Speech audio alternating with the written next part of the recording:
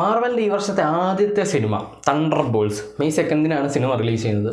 എനിക്ക് ഒരു പ്രതീക്ഷയില്ലാത്തൊരു സിനിമയായിരുന്നു. കാരണം കുറച്ച് വില്ലന്മാരെയൊക്കെ വെച്ചിട്ട് മാർവൽ ഡി സിയുടെ സൂസൈഡ് സ്ക്വാഡ് പോലൊരു സിനിമ ചെയ്യുന്നു എന്നാണ് ഞാൻ വിചാരിച്ചത്. പിന്നെ ഇതിൻ്റെ ഡയറക്ടർ ജേക്ക് ഷ്രൈറർ, പുള്ളി ഇതുവരെ ഒരു മാർവൽ സിനിമ ചെയ്തിട്ടില്ല. പുള്ളിയുടെ കരിയറിലെ ഫസ്റ്റ് ബിഗ് ബഡ്ജറ്റ് സിനിമയാണെന്ന് തോന്നുന്നു ഇത്.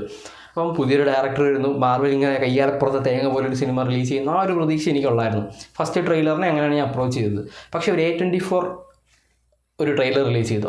അതൊരു രക്ഷയില്ലായിരുന്നു കേട്ടോ. അത് സിനിമയുടെ ഹൈപ്പ് ബൂസ്റ്റ് ചെയ്യുന്ന കീഴിലൊരു സാധനമായിരുന്നു. അത് കണ്ടു കഴിഞ്ഞപ്പം ഓക്കെ, സിനിമ കണ്ടേക്കാം, ഫസ്റ്റ് തന്നെ പോയി കാണാം എന്നുള്ളൊരു പ്രതീക്ഷ. പിന്നെ ഇതിൻ്റെ മാർക്കറ്റിങ് ഒരു രക്ഷയില്ലാത്ത മാർക്കറ്റിങ്ങാണ്. കാരണം ഇവർ ആദ്യമേ പറയുന്നു ഇത് നമ്മൾ ഓൾഡ് സ്കൂൾ മാർവൽ രീതിയിലാണ്, അതായത് ഗ്രീൻ സ്ക്രീനുകൾ വളരെ കുറച്ചിട്ട് ഫുള്ള് ആക്ഷൻ സീക്വൻസുകളും ഒറിജിനലായിട്ടാണ് ചെയ്തിരിക്കുന്നത്. അങ്ങനെ പറഞ്ഞ് VFX ഒക്കെ വളരെ ചുരുക്കം VFX ചെയ്യുന്നുള്ളൂ എന്നൊക്കെ പറഞ്ഞിട്ട് ബൂസ്റ്റ് ചെയ്യുന്നു. പിന്നെ ആ ഒരു ഫ്ലോറൻസ് പ്യൂ ബിൽഡിങ്ങിനെ മണ്ടയ്ക്ക് ചാടുന്നതിൻ്റെ ബിഹൈൻഡ് ദ സീൻ വീഡിയോ കാണിക്കുന്നു. അങ്ങനെ ബൂസ്റ്റ് ചെയ്തിട്ടാണ് ഇപ്പോൾ ഈ സിനിമ ഈ ഒരു രീതിയിൽ നിൽക്കുന്നത്. എനിക്ക് ഹോപ്പ് എന്നേ പറയാൻ പറ്റുള്ളൂ, പ്രതീക്ഷയെന്ന് മാത്രമേ പറയാൻ പറ്റുള്ളൂ. കാരണം മാർവലിൻ്റെ സിനിമയൊന്നും ഇപ്പോൾ വിശ്വസിച്ച് പോകാൻ പറ്റത്തില്ല. ഒന്നാമത് സ്റ്റോറിയില്ല, കയ്യാലപ്പുറത്തെ പോലെയാണ്. ഇപ്പോൾ എങ്ങനെ പുള്ളി ഇവർ ചെയ്യുമെന്ന് പറയാൻ പറ്റത്തില്ല.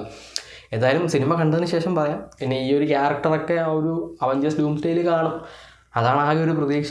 ഇനി എന്തൊക്കെ കാട്ടിക്കൂട്ടി വെക്കുമെന്ന് തമ്പുരാനറിയാം.